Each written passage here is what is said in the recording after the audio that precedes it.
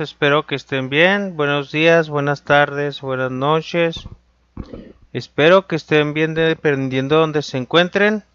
No sé si ustedes han oído decir de los maestros, especialmente los maestros nuevos, que ya no se hacen adecuaciones curriculares.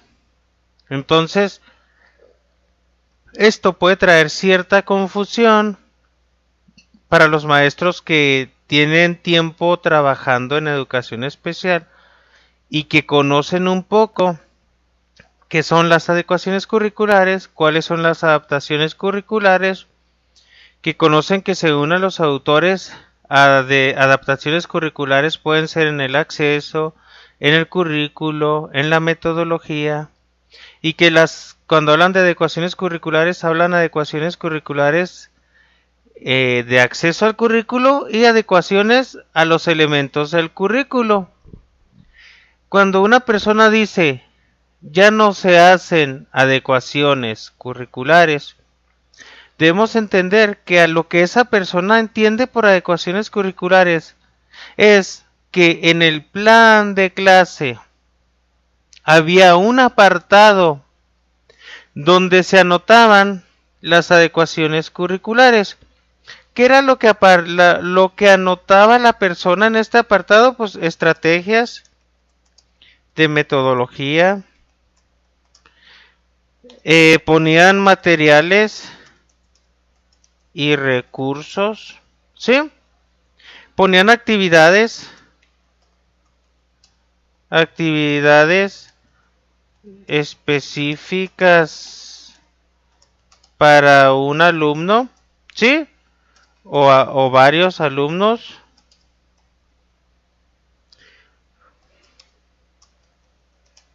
Generalmente eran aquellos alumnos identificados como alumnos con necesidades educativas especiales. Gracias. Alumnos con necesidades educativas especiales, ¿sí? A eso se refieren las personas cuando hablan de ya no se hacen adecuaciones curriculares. Y luego dicen con justa razón, hacer adecuaciones curriculares de manera posterior a ese plan de clase resulta poco atractiva, poco funcional, poco práctica, costosa, con justa razón. Implica quebrarse otra vez la cabeza para incluir actividades de alumnos que no habían contemplado en el plan de clase. No tomamos en cuenta a esos alumnos. Ya cuando hice el plan de clase, entonces sí, los voy a tomar en cuenta y entonces sí voy a proponer estrategias, materiales y actividades para ellos. A eso se refieren las personas cuando dicen ya no se hacen adecuaciones. Pero ojo, les voy a demostrar que sí se siguen haciendo adecuaciones curriculares, pero no de esta forma paralela, no después del plan de clase, sino desde una planeación diversificada. ¿Sí? Ya no se hacen de manera paralela o aislada, sino incorporadas estos materiales y recursos, estas estrategias de metodología, estas actividades específicas, en una planeación diversificada están ya incorporadas, ya no están en un apartado que se llama adecuaciones curriculares. ¿Sí? ¿Por qué les digo esto? Porque cuando está un diseño universal de aprendizaje o las pautas de ese diseño universal o en una planeación diversificada, que una planeación diversificada es una aproximación a un diseño universal, pero es a nivel maestro de grupo, a nivel maestro de asignatura, ¿verdad? Aquí hay unos ejemplos de unas pautas del DUA en el principio 1. La pauta 1.2. Ofrecer alternativas para la información auditiva. Ponen ellos como ejemplo proporcionar intérpretes de lengua de signos española para el castellano hablado, o puede ser lengua de señas mexicana en el caso del español mexicano, ¿verdad?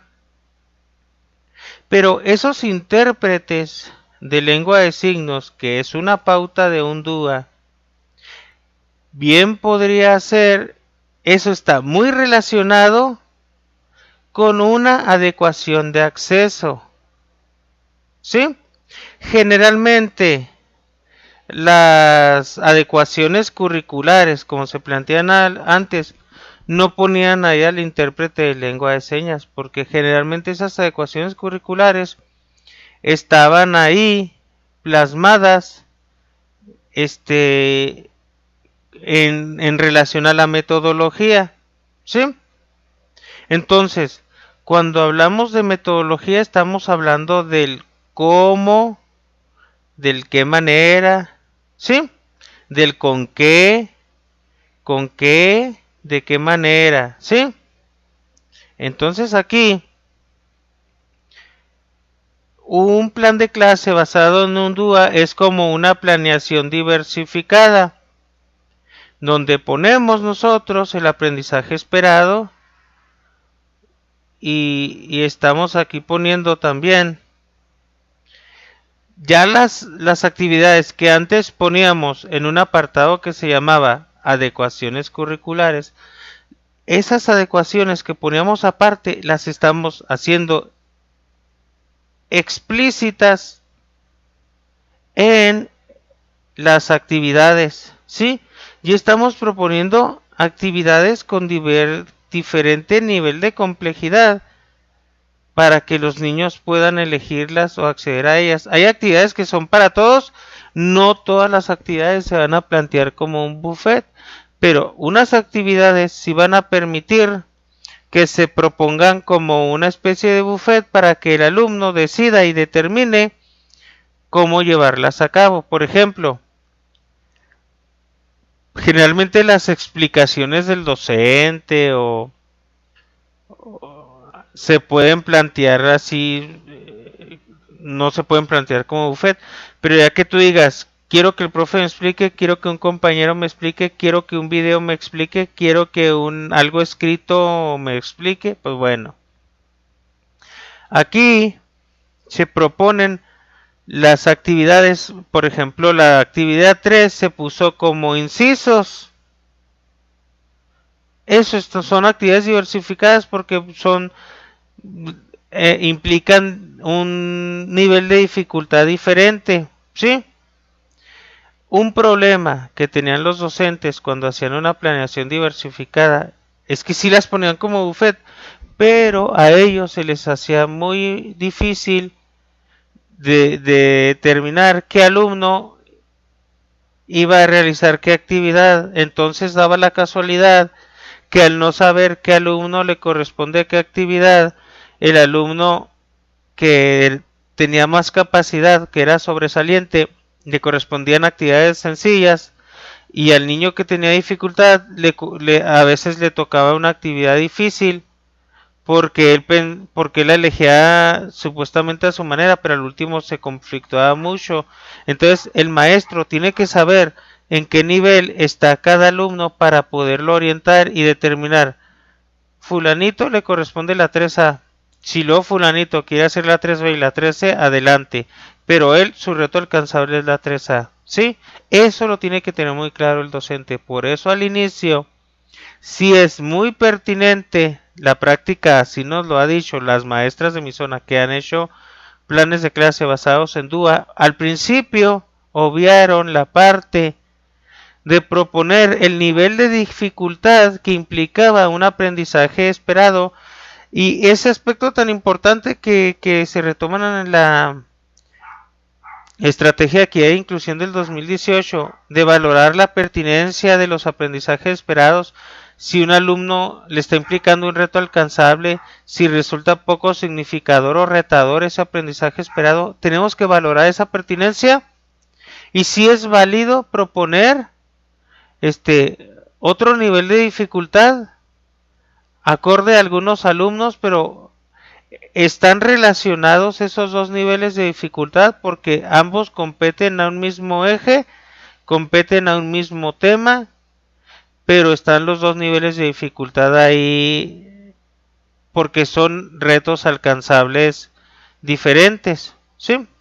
Son retos alcanzables entre comillas diferentes, pero semejantes porque tienen que ver con un mismo eje y un mismo tema. Entonces son actividades semejantes por el eje y el tema, pero tienen su nivel de dificultad. Por ejemplo, estimar, comparar y ordenar eventos usando unidades convencionales de tiempo, día, semana y mes es diferente a identificar varios eventos de su vida cotidiana, lo que pasa en un día, y decir el orden de esos eventos de lo que está pasando en un día. Puede ser desde la mañana hasta la que se va a la escuela o cuando llega a la escuela y se duerme. En este sentido, tomamos en cuenta eso. Entonces, ya no se hacen adecuaciones, sí se siguen haciendo adecuaciones curriculares. Nada más que las adecuaciones curriculares ya no se hacen adecuaciones curriculares planteadas de manera paralela, planteadas de manera en un apartado diferente al plan de clase, planteadas de manera posterior. Así ya no se hacen las adecuaciones curriculares. Se siguen tomando en cuenta dentro de las pautas del diseño universal. Se siguen tomando en cuenta esas adecuaciones dentro de las actividades del plan de clase de la planeación diversificada. Se siguen tomando en cuenta al momento de hacer el plan de clase.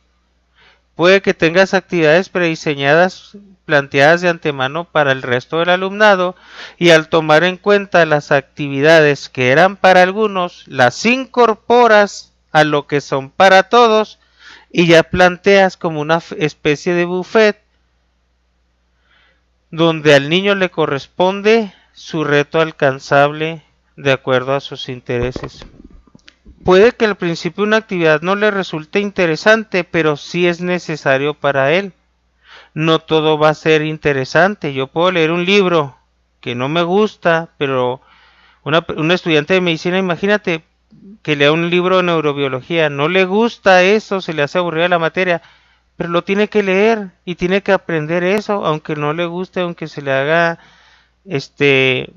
poco interesante, pero probablemente sí va a acceder a sí le van a implicar ciertos retos alcanzables los contenidos de esas actividades. Entonces, así con los niños, no todo tiene que ser de que le resulte atractivo y motivador al chavo. Hay cosas que aunque no nos resulten atractivas, pues tenemos que acceder a ellas, las tenemos que aprender, no hay de otra. ¿Sí?